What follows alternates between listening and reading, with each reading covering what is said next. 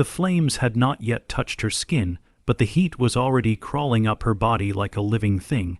Anne tried to lift her head, but her neck was too weak to hold it. The ropes around her wrists dug into the bruises left by the rack. People gathered around the wooden stake, their faces half hidden by smoke and fear. Some whispered prayers, others just watched. No one dared to move. A man in black robes stepped closer. His voice was calm, almost gentle. "Confess, Lady Askew. Deny your words, and God may still forgive you." Anne looked up, her lips cracked and bleeding. "I spoke only the truth," she said, her voice trembling but clear. "No one can take that from me." The man's eyes hardened. "Then may your truth burn with you." The crowd gasped as the torch touched the bundle of straw. Fire raced upward with a roar, wrapping the world in light and smoke. But before the flames could swallow her, Anne's mind drifted back to the cold chamber beneath the tower, to the moment everything had begun. It was a stormy night when they came for her. She had been reading in silence, her fingers tracing the lines of a forbidden book. The door slammed open and steel boots echoed on the stone floor. By order of His Majesty, the guard said, "Anne Askew, you are under arrest for heresy." Her maid screamed. Anne didn't. She stood calm, as if she had been expecting it. Her husband's betrayal had already reached her ears. He had told them everything to save his own name. The guards bound her hands and led her through the corridors. In the courtyard, a woman watched from the shadows. Queen herself, Katherine Parr, her face pale, her eyes full of fear. She gave Anne the smallest nod, one that said, "Be strong. They will not break you," but the tower broke everyone. The air there was colder than death. Days passed with no light, only the clank of chains and the sound of boots in the dark. Then came the questions. Who else reads your heretical books? The examiner asked. Who else speaks against the church? Anne didn't answer. She just smiled faintly, the kind of smile that scared powerful men. They called it stubbornness, she called it faith. That was when the real torture began. The rack waited in the center of the chamber, its wooden frame slick with the sweat of those before her. They tied her wrists and ankles, and when she refused again, the wheel began to turn. Something cracked, her body or her courage. She didn't know. Pain poured through her until she couldn't tell if she was screaming or praying. The examiner leaned close, whispering, "Your God cannot hear you here." But she looked him in the eye and whispered back, "He just did." That night, as the guards dragged her limp body back to the cell, she realized something no one else did. Someone inside the palace wanted her gone, not just silenced but erased, and that someone wore silk and smiled in daylight. She wasn't fighting for faith anymore. She was fighting to expose the truth. Anne Askew had become more dangerous than heresy itself. The rain hadn't stopped for 3 days. The tower smelled of rust and wet stone, and every drop that hit the bars echoed like a ticking clock. Anne lay awake, staring at the ceiling, her body too broken to move but her mind too loud to rest. Somewhere above, bells tolled from the chapel. Each chime sounded like a countdown. The door creaked open. A hooded figure stepped inside, carrying a lantern that threw trembling light across the damp walls. "You shouldn't be here," Anne whispered. The hood fell back. It was Lady Herbert, one of Queen Katherine's closest women. Her face was pale, her hands shaking. "Her Majesty sends her prayers," she said softly, "but she can do nothing more. They're watching her too." Anne's lips curled into a faint smile. "Then the Queen is in danger." Lady Herbert nodded, tears in her eyes. "They think she reads the same books you do. They think she's next." Anne tried to sit up, pain shooting through her arms. Tell her not to be afraid. You don't understand," the lady said, glancing toward the door. "It's not just the priests, it's the council. Someone powerful wants your name erased from every page. They say your words have reached the king." Anne froze. The king, Henry himself. The thought chilled her more than the cold floor beneath her. The king had once defended the faith she believed in. Now he burned people for it. "Then I suppose," she said quietly, "I'm already dead." Before Lady Herbert could answer, heavy boots thundered down the hall. She blew out the lantern and slipped into the shadows. A group of guards entered, led by a man whose voice was sharp and cruel. Sir Richard Rich, the Lord Chancellor's hound. "So," he sneered, "the noble lady still refuses to kneel." Anne met his eyes. "I kneel only to God." Rich smiled, the kind of smile that carried no warmth. Then let's see if your God saves you this time." He tossed a parchment onto the floor, her death warrant, sealed in crimson wax. "Tomorrow the king's justice will burn away your sin." He turned to leave but paused at the door. "You could still live," he said. "Name the queen. Confess that she reads your heretic words." Anne looked up through the shadows. Her voice was calm. "If I speak her name, I lose my soul. If I don't, I lose my life. Either way, I win." Rich's expression darkened. "You will regret this." When the door slammed shut, the sound echoed through the tower like thunder. Outside, the rain finally stopped, but Anne knew the silence meant something worse was coming. Far away in the royal chambers, Queen Katherine sat alone by the fire, reading a letter written in a trembling hand. The ink was smudged, but the words were clear. "They can take my body, but they will never take my voice." And for the first time the Queen understood Anne Askew's story was not ending, it was spreading. Morning came with no sunlight. A pale mist hung over London, swallowing the streets in silence. The tower gates opened and soldiers led Anne out, her body wrapped in a rough cloak, her feet dragging on the wet cobblestones. Her hands were bound, her bones still aching from the rack, but her eyes were steady. People gathered as she passed, some pitied her, some spat at her, others simply stared, afraid to feel anything at all. Anne didn't look at them. She was listening to the sound of the bells that marked her final walk. In the great hall, the judges waited like wolves behind polished desks. Sir Richard Rich stood beside them, his smirk thin and cruel. "Lady Askew," the chief judge began, "you are accused of denying the holy sacrament and spreading heretical lies. How do you plead?" Anne's voice was soft but unbroken. "I plead that I have spoken only what I believe to be true." A murmur swept through the court. One of the bishops slammed his hand on the table. "Blasphemy, this woman mocks the church." Anne turned her head slowly toward him. "No," she said, "I mock your fear." Gasps filled the room. Sir Richard's face twisted with anger. "You see what pride does. She defies both king and God." Anne smiled faintly. "No, I only refuse to worship men who play God." For a moment no one spoke. Even the guards seemed unsure. Then the verdict came swift and final. Anne Askew is sentenced to death by fire at Smithfield. Let her heresy be consumed before the eyes of the faithful. As the crowd rose, Anne's gaze met Lady Herbert's in the back of the room. The woman's lips moved silently. "Forgive me." Anne only nodded. When the guards pulled her away, she felt no fear, only a strange calm, as if she'd already stepped beyond pain. But as they dragged her through the narrow halls, she noticed something that froze her blood. A small seal carved into the wax of her death order, not the king's crest, but another. The personal mark of Bishop Gardiner, the man who whispered in the king's ear, the one who wanted the queen herself destroyed. Now she understood. Her death wasn't punishment, it was a message. They wanted to burn a warning into England's soul, and Anne Askew was the spark.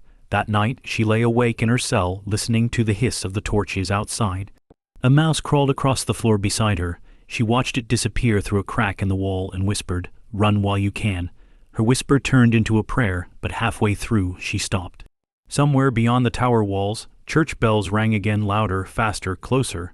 Something was happening, and Anne, even in chains, felt the world shift. The sky was heavy with clouds as Anne was pushed into the courtyard. The wooden stake waited, rough and unyielding, surrounded by bundles of straw. The crowd murmured, uneasy, sensing the weight of what was about to happen. But Anne's eyes didn't flicker with fear. She had seen the face of true cruelty and survived its gaze. A sudden shout pierced the air. "Stop!" A figure rushed forward, cloaked and hooded. Anne squinted Lady Herbert. She carried a folded piece of parchment, pressed tightly in her hand. "It's from the Queen." She whispered as guards grabbed her and pulled her back. Anne caught the words, "Do not speak, but know who walks in shadows." Before she could ask more, Sir Richard Rich stepped closer, his face a mask of anger. "No one interrupts His Majesty's justice," he said, dragging Anne toward the stake. The crowd shifted, some backing away, the air thick with tension, and then, from the shadows of the tower walls, a murmur grew. Another figure appeared, not a guard, not a priest, but a man in plain clothes. He pushed through the crowd with surprising authority, holding a small chest tightly. Anne squinted. The chest bore the royal seal, Only someone in power could carry it without challenge. The man knelt by the stake. "These documents," he said, "prove her innocence in part. She speaks the king's own mind, misused by men who crave power. Let it be read." Sir Richard's eyes widened. "Seize him." He barked, but soldiers hesitated. The crowd, sensing the twist, began murmuring in approval. Anne's heart raced. She realized the Queen's warning wasn't empty. There were allies in the shadows, those who feared Gardiner's schemes, those who would see the truth burn brighter than any fire. Rich drew a dagger from his belt. "Do it now, burn her." Before the guards could act, the man opened the chest. A secret letter fell to the ground. The ink was smudged but unmistakable. The king must not be deceived. Anne Askew serves the crown, not rebellion. A collective gasp swept the courtyard. Even the priests hesitated. The crowd's anger wavered, confusion replacing certainty. Anne, tied to the stake, felt a flicker of hope she hadn't allowed herself to feel in days. This was more than survival. This was a chance to expose the web of lies threatening not just her, but the Queen and maybe the kingdom itself. Sir Richard's face turned crimson with rage, his hands shaking. "This changes nothing," he hissed. "The fire still burns." Anne's lips curved into the faintest of smiles, then let them light it. But deep inside, she already knew that some flames could not touch truth. The torches were lit. The smell of oil and straw burned the air as Anne was tied tightly to the stake. The crowd pressed closer, some staring with morbid curiosity, others with quiet horror. The soldiers stepped back, leaving only the priests and Sir Richard, whose eyes glinted with cruel satisfaction. Anne's body shook, not from fear, but from exhaustion. Her bruised wrists throbbed, and every bone in her body ached. Yet her mind remained sharp, scanning the crowd for Lady Herbert, for anyone who could carry her message forward. She spotted the Queen's lady near the gates, her eyes brimming with tears, and for a moment the world seemed to narrow into that single glance. "Do you recant?" one priest demanded, stepping closer. "Confess, and perhaps mercy will come." Anne lifted her chin, her voice steady despite the pain. "I will not lie. My God is my witness. Truth cannot be burned away." A murmur ran through the crowd. Some gasped at her defiance, others whispered prayers, as if trying to shield her from the inevitable. Sir Richard leaned in, his face twisted. "Then may the flames claim your body, heretic." The torch touched the straw. The fire hissed, a thin ribbon of smoke curling upward. Anne closed her eyes briefly, bracing herself. Pain shot through her feet first, and she stifled a scream. The smoke stung her lungs, and the heat seared her skin, but she focused on the whispers in her mind: Lady Herbert, the Queen, the words that must live on. Through the crackling fire, Anne saw movement in the crowd. A man, unknown to most, pushed forward with a bucket of water. The soldiers shouted, but the man's voice rang clear. "Enough, she is no criminal." Chaos erupted. The fire flared higher as soldiers struggled with the interloper. Anne's body trembled violently, smoke curling around her hair and face. Pain and clarity intertwined. She realized this was the moment she had been waiting for. Her death would not be silent. Her story, her words, her defiance would live on, carried by those brave enough to act. As the flames licked her hands and arms, Anne whispered, barely audible, "Let them see what truth costs and what it frees." The crowd gasped again, now at the courage in her voice, the fire reflecting the stubborn light in her eyes. Even Sir Richard faltered, his authority cracking as the courtyard descended into confusion. Anne felt the heat climb higher, but deep inside, a quiet, unshakable thought pulsed. Some fires could consume the body, but they could never consume the soul. Amid the chaos, a figure slipped unnoticed along the tower walls. Anne could barely see him through the smoke, but she sensed someone was watching, recording every moment with sharp, calculating eyes. He was not a soldier, not a priest, someone else entirely, someone who understood that her death was bigger than her body. The man moved closer, a small notebook clutched in his hands. He scribbled rapidly, pausing only to glance at Anne. Every word she spoke, every movement she made, was being preserved. Her defiance, her courage, even the whispers she barely managed to utter to herself, were no longer hers alone. The fire roared louder. Anne felt her fingers blister and her hair begin to curl. Pain twisted her body, but the sight of the hidden witness steadied her. She wasn't alone. Someone knew the truth. Someone would carry it forward. Sir Richard bellowed, "Tear her from that stake." The guards surged forward, but the crowd held them back, divided between horror and fascination. Murmurs turned into shouts as the man with the notebook stood openly in the chaos, demanding that they stop. Anne's mind raced. She remembered the Queen's warning, Lady Herbert's secret message. She realized now that the threads of betrayal and power extended far beyond the tower walls. Someone was using her death as a weapon, and someone else was recording her as a shield. Through the smoke, she whispered, barely audible, "Remember, the truth is stronger than fire." And the man nodded, keeping every detail, every sound, every scream. He was the hidden witness who would ensure that history could not be rewritten without her voice. Sir Richard's anger reached a fever pitch, but the crowd's hesitation gave Anne a sliver of hope. Even here, at the edge of death, she could still change something, even if only a little. Anne let the flames lick her arms and shoulders, embracing the heat. She knew now the story could outlive her, and someone, somewhere, would carry it further than the king, further than the tower, further than fear itself. Far from the burning courtyard, Queen Katherine sat in her private chambers, hands trembling as she read the account of Anne's defiance, smuggled to her by Lady Herbert. Each word felt like fire in her chest. She knew Anne's courage was now a spark that could ignite the entire court, and that spark terrified her. Catherine's eyes darted toward the windows. Outside, London was cloaked in mist, hiding secrets and whispers alike. Every shadow could carry spies, every footstep could be betrayal. The Queen's advisers had warned her, "Distance yourself from Askew or risk your own head," but Katherine could not. She felt a pull, a dangerous connection to the woman burning for her faith. A knock echoed. Lady Herbert entered, bowing low. "Your Majesty." "She is gone now, but something lingers. I fear the king will not stop with her." Catherine's lips pressed tight. "He never stops," she whispered. "And someone within my own circle betrayed me. Gardiner's hand is long, and he will strike again." Her mind raced. Anne's defiance had not only challenged the king, it had threatened the hidden powers that lurked behind his throne. Gardiner, with his whispers and secret decrees, wanted Katherine silenced. He wanted every trace of Anne's influence erased. Katherine looked toward the faint glow of the hearth. The flames reminded her of Anne at the stake, unyielding even as her body burned. A twist of fear and admiration filled her. If Anne survives in memory, will I survive in shadow? Her fingers tightened around the letter from Anne, words smudged with sweat and fear. "They can burn my body, but the truth will reach you." Katherine knew then that the Queen's real battle had only begun. It was not the fire at Smithfield that would define her reign, but the secrets whispered in silence, in hidden halls, in shadowed corners of power. Outside, a torch flickered in the mist. Someone was moving, watching, waiting.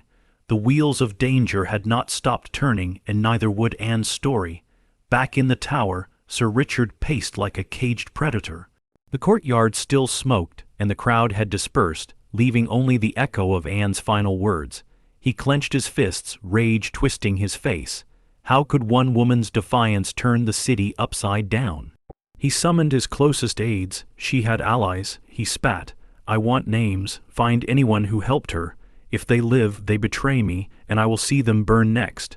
Meanwhile, in a hidden chamber beneath the palace, Lady Herbert met with a small group of loyalists. Maps, letters, and documents were spread across the table. "The king may think Anne Askew is gone," she whispered, "but her words are alive. They move faster than any army." One young man leaned forward. "Her letters, her defiance. It's dangerous. If Gardiner finds them before the Queen acts, all is lost." Lady Herbert's eyes flashed. "That is why we must be faster. Gather the witnesses, secure the documents, and ensure that Anne's story reaches the right ears. The king's justice cannot silence truth." Down the hall, a guard brought news to Sir Richard. A man was seen carrying documents away from the courtyard. Unknown identity. Rich slammed his hand on the table. "Find him. I will not let her mock us from beyond death." Anne, in her cell, listened as footsteps approached. She had no idea who moved in the dark, only that her story was no longer hers alone. Somewhere, Someone was keeping her spirit alive, weaving it into a network of secrets that could challenge kings and priests alike. Her mind returned to the fire, the smoke, the hidden witness. The first twist had come, and the next would be far more dangerous. Someone in power feared her even in death, and Anne knew that the real battle had only just begun. The tower walls held many secrets, but now one secret burned brighter than all. Anne Askew's defiance could not be caged. Days passed in the tower like years. Anne's body was bruised and raw, but her mind remained sharp, turning over every whisper, every shadow. She sensed someone nearby, moving carefully, avoiding the guard's eyes. Someone who had risked everything to help her story survive. One evening, the door to her cell opened quietly. A man stepped in, hood low, carrying a small bundle wrapped in cloth. Anne could see the faint glimmer of parchment inside. He knelt and placed it at her feet. "Who are you?" Anne rasped, her voice hoarse from the smoke and screams of Smithfield. "Call me Thomas," he whispered. "I serve the truth, not the men who burn it. These are copies of your letters, your words, smuggled out before the fire. They will reach the Queen and those who will listen." Anne's heart pounded. "You risk everything for me." Thomas smiled faintly. "Not for you, for what you stand for. They fear what your defiance represents. That fear is more dangerous than any fire." He leaned closer. "There is more. The king's advisers, Gardiner among them, plot beyond your death. They aim to trap the Queen as well. Your courage has given them a reason to strike at the heart of the crown." Anne closed her eyes, pain and fear twisting together. But beneath it, a spark of determination flared. "Then I will not die in vain." Thomas placed his hand briefly over hers. "Remember, even in chains, you can move mountains. We will not let them erase you." As he slipped back into the shadows, Anne realized the real story was unfolding not in the courtyard or the fire, but in the secret networks of courage and loyalty that no one could see, not even Sir Richard Rich. The hidden ally had arrived, and with him the next twist of Anne's story would begin. Word of Anne's defiance and the surviving letters reached King Henry's ears faster than he could believe. In his private chambers, the king slammed his fist against the table, spilling ink over maps and papers. His face was red, his eyes blazing. "How dare they mock me? Burn her," I said, "burn her," and yet her words live. A servant stepped cautiously forward. "Your Majesty, some claim her letters have reached the Queen, that she may have allies." Henry's jaw tightened. "Allies, guards, priests, who dares protect a heretic?" Sir Richard Rich, summoned immediately, entered the room. "Sire," he said, bowing low, "the woman's death was witnessed by all, yet her words, they move faster than the fire. Documents, letters, even whispers. Someone carries them to the Queen. Gardiner has been aiding her in secrecy."